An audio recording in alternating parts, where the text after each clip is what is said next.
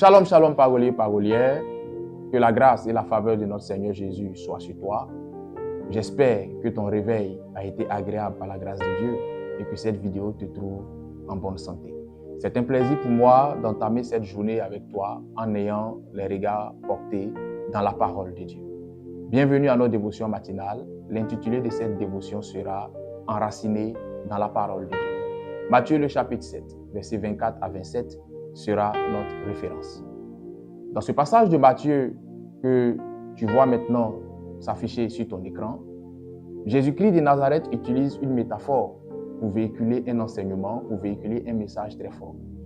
Il dit que tout homme qui entend sa parole et qui la met en pratique est semblable à un homme qui a bâti sa maison sur le roc.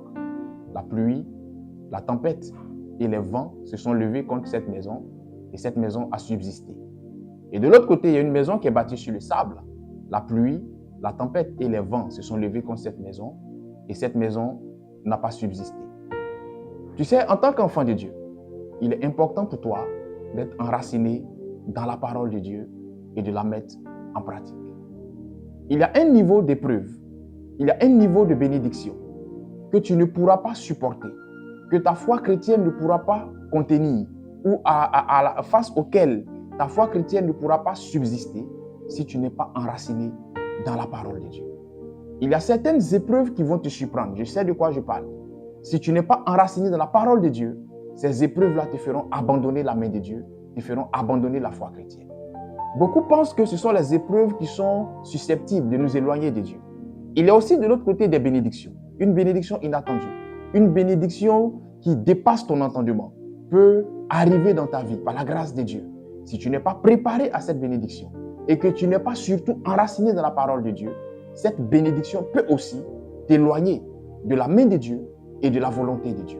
C'est la raison pour laquelle, en tant qu'enfant de Dieu, il est bon d'aimer les miracles. Il est bon d'affectionner la révélation. Mais il est encore mieux d'aimer la parole de Dieu et de veiller à être enraciné dans cette parole. Lorsque vous parcourez une forêt, vous verrez des arbres qui sont fièrement dressés dans cette forêt.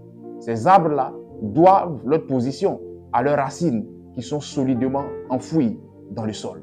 En tant qu'enfant de Dieu, si tu veux avoir une foi chrétienne forte, si tu veux avoir une marche chrétienne longue avec le Seigneur et que tu veux éviter de tomber face à la moindre épreuve ou d'abandonner la foi face à la moindre bénédiction, je te conseille ce matin de veiller à être enraciné dans la parole du Seigneur. Être enraciné dans la parole du Seigneur ne se résume pas à lire seulement la Bible, ne se résume pas à connaître la Bible de manière littérale. Être enraciné dans la parole de Dieu, c'est d'abord et surtout lire la Bible, mais aussi veiller à la mettre en pratique au quotidien. Je prie que le Seigneur nous donne la bonne compréhension des choses et que Dieu t'aide à être enraciné dans sa parole. Dieu est bon en tout temps. Shalom chez toi.